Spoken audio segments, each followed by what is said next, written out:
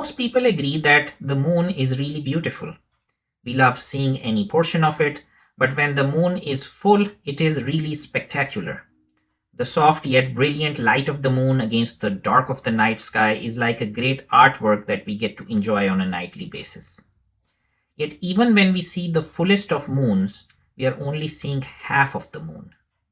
There is also the back side of the moon, also known as the dark side of the moon. Many people use the phrase the dark side of the moon to describe something mysterious and unknown. The dark side of the moon is supposed to be the side we never see, the side that faces away from the Earth. This side of the moon faces the cold, black expanse of space. There are many facts in life that are beyond our depth and even out of reach of the most efficient search engines of the world. One such fact is the deep, dark web. The internet we are so addicted to is like an ocean, pretty much the surface, yet many dangers lurk deep down in the deep sea. Do you know that even the best search engines, as smart as Google and Bing, only search 5% content of the whole of the internet? The deep web is just the part of the web that isn't accessible by standard search engines. Within the deep web is where the dark web resides. The deep web is just the part of the web that isn't accessible by standard search engines. Contrary to common belief, the deep or hidden web mostly constitutes perfectly legal data, such as webmail, online banking, and paid services with a firewall, such as video on demand. But it's not easily searchable because many of the deep web sources require a direct query to access a database, and standard search engines primarily meant for finding information on the surface aren't built to do that. Deep web websites will use features like selective IP addresses, dynamic content, CAPTCHAs, non-textual file formats that make them very hard to index. Hidden inside the deep web is the dark web. As a kid, I used to think the dark web was like a store where one could go to buy illegal stuff. Turns out I was only partially right. While cybercrime opportunities abound in the dark web, it is not like a store that you can just stroll into. The dark web often sits on top of subnetworks like Tor, I2P, and Freenet. Like the deep web, it is unindexed by search engines and is accessible only with special browsers such as the Onion router or Tor. This part of the web is made up of peer-to-peer connections, which allow users to share files directly and secretly.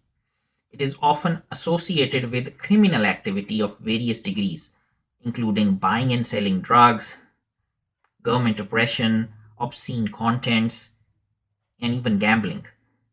This screenshot shows a dark web website that is selling assault weapons and fake driver licenses.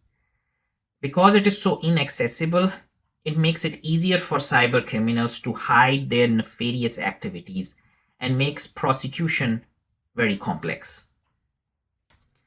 In order to understand if a crime fits under the umbrella of cybercrime laws, the legal community tries to categorize computer-related crimes.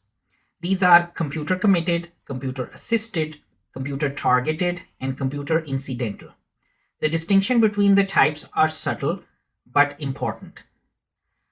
Commit. The computer is used as a medium to commit a crime, for example, hacking and online fraud. 2. Just because a computer or electronic device is involved in a crime does not make that crime a cybercrime. Computer-assisted is a crime where the computer is only being used as a tool to assist or facilitate the carrying out of a traditional type of crime. Without computers, people can still steal, cause destruction, protest against companies. So these crimes would take place anyway.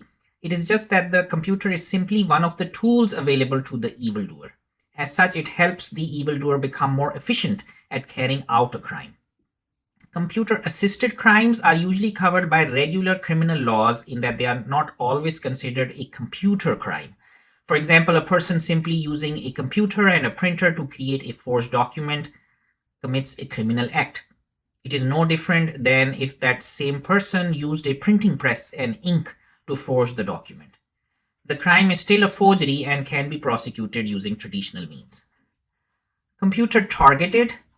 As a target of a crime, a computer was the victim of an attack, for example, denial of service, virus.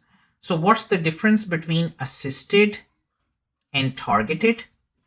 Well, remember that a computer targeted crime um, is a crime that could not have taken place without a computer, whereas a computer assisted crime could. Thus, a computer targeted crime is one that did not and could not exist before computers became commonplace. Finally, the last category is the computer being a witness to the crime. This is also called computer incidental.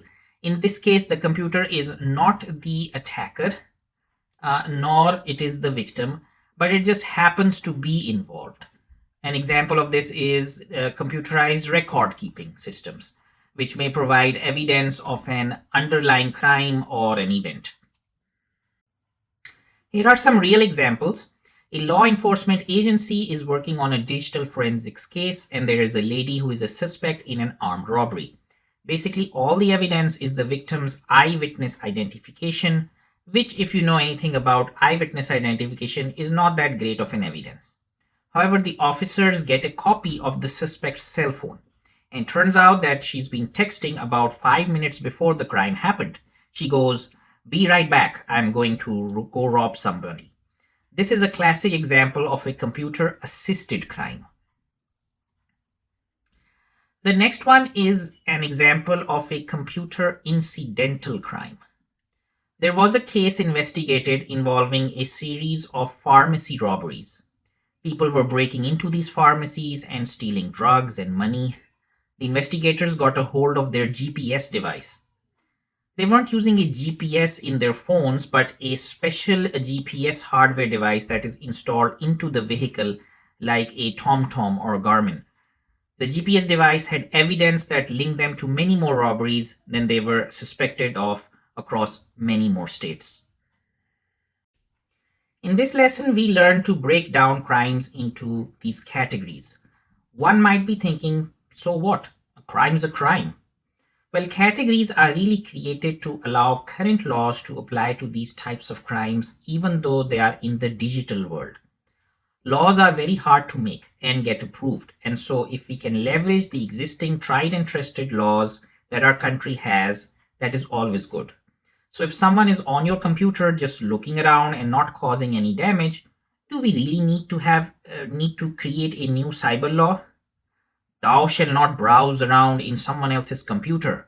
Or can we just use the already created trespassing law? What if a hacker got into the transport system and made all of the traffic lights turn green at the exact same time?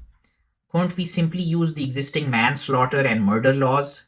Remember, a crime is a crime, and in this case, the computer is just a new tool to carry out traditional criminal activities. Having said that, there are many ways computers and the internet are giving rise to tons of new attacks that were never seen before, and that is definitely going to warrant the creation of new cybercrime laws. And hacker safe havens like the dark web will certainly make the application of these laws a lot more difficult.